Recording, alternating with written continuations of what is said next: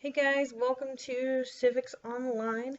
This is Unit 1.1, and Objective 1.1 is identify the English documents and ideas that influence American colonial government. Just for the good of the group, I want to make sure everybody is aware of what they're supposed to be working on outside of class. All supplies are due by next week, specifically Tuesday, September the 6th. So it gives you a little over a week to get those things done and into me. Please make sure that after you finish with your homework tonight and get all your notes down, that you also go back and sign up for Remind. I've given you the links on here. I provided you with the information in class. So find a way to make sure that you sign up for the appropriate class Remind. I also have a parent or guardian fill out the parent contact link on my website. It's the same website, obviously, that you got this PowerPoint from, so it shouldn't be too difficult. It's very easy. It should take them no more than about 3 minutes to be able to do. Make sure that you take notes throughout this presentation. Anything that you take notes on that are handwritten, you'll be able to use tomorrow for your mental floss whenever you come into class. If the presentation is going too fast, which it very may well, then all you need to do is pause. Some of you might find it easier to go all the way through the presentation and then go back and kind of pause whenever you feel necessary to be able to take the notes.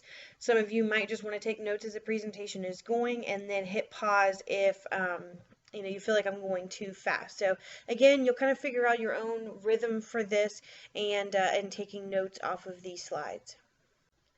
So let's get started. On the need to know basis, this slide, I just want to make sure that everybody is aware that when you come in for mental floss, you will have to write both the objective and any vocabulary that goes along with that particular objective. So today's objective is 1.1, identify the English documents that influenced American colonial government. The vocab are things like the Magna Carta, the rule of law, due process, Parliament, the English Bill of Rights, common law, and precedent. And by the end of this presentation, you should know what each of those things are. And if you don't, then please make sure that you go over them until you really understand them and write down any questions that you may have kind of along the way so that we can talk about them tomorrow during class. The Magna Carta was signed by King John in 1215. So if you really think about the idea of a king during the time period right before this, this is a time when kings had absolute and total control. So any king giving up some of his power in order to sign a document to give more power to the people was completely unheard of at this point. So King John signs this document in 1215 in order to give up some of his own power to give more power to the people. So he had to start following what we call the rule of law, which basically says that no one is above the law. Everybody has to follow the same rules, including the king himself. And we all probably know from before this that if you ever watched like the Game of Thrones or anything like that, then the kings were well above the law. They could do whatever they wanted to, and there were no repercussions for their actions. So this is taking it to the next level. Again, we talked about giving more power to the people. It also guaranteed what we like to call due process. We'll talk about what that is in just a second. And it also created this idea of a trial by jury. So it wasn't just a judge standing up and saying, yes, you are guilty, or no, you're not guilty. It's based off of a jury of your peers.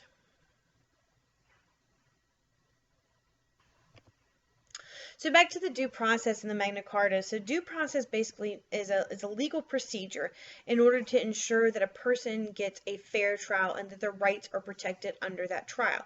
So for example, you can't be sent to jail until you're found guilty of a crime. Yes, you can be held without bond, and that's something that we'll talk about a little bit later on in this class. But what we're talking about is basically being imprisoned without ever being read your rights, about being imprisoned for a crime that you might not have committed, that they might not even have enough evidence for. So this is really important when it comes to the law that we even study today. So most of you have probably heard of Parliament so far. Parliament is England's legislature.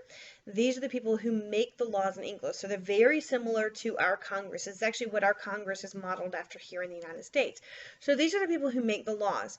In the Glorious Revolution of 1688, that made Parliament more powerful than the king or the queen. So now instead of having one or maybe two people in charge or a royal family in charge, now you have a whole lot of people in the Parliament who are going to start distributing some of that power out from that monarchy and that just one particular family who might have total control. So again, the people are gaining more and more. So the English Bill of Rights is going to limit the power of the king even further. So this is going to guarantee things like free elections. A lot of free elections apparently, because it's on here twice, but this is going to guarantee free elections for the people. So the people can, and basically they're going to be able to elect whomever they want to. There's going to be more than one person on the ballot. They don't have to go and verify with whomever they're going to vote for. So this is a really essential part of the democracy that we have today.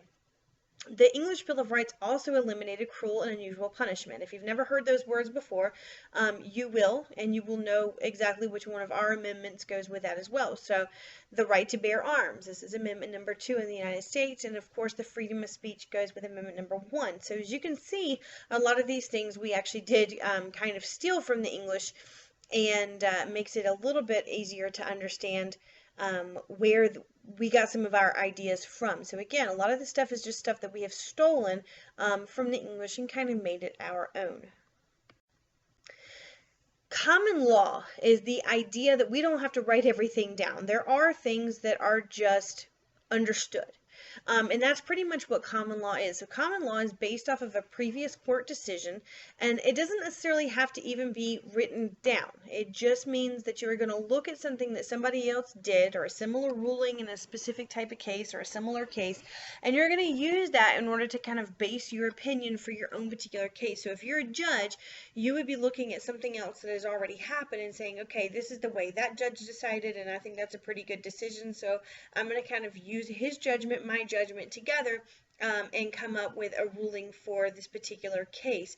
So again, common law is definitely something that we use here in the United States, and we base it off of something that was found in England. So please make sure that you have taken all of your notes for tonight's mini lecture. I believe I got it in about 7 minutes and 20 some odd seconds. And so anything that you have handwritten, again, you can use for your mental floss tomorrow, and please make sure you've written down both the objective and the vocab that go along with it. And please make sure that you write down any questions that you will have, because that's going to be something that we base our discussion off of tomorrow. Have a wonderful night. Thank you.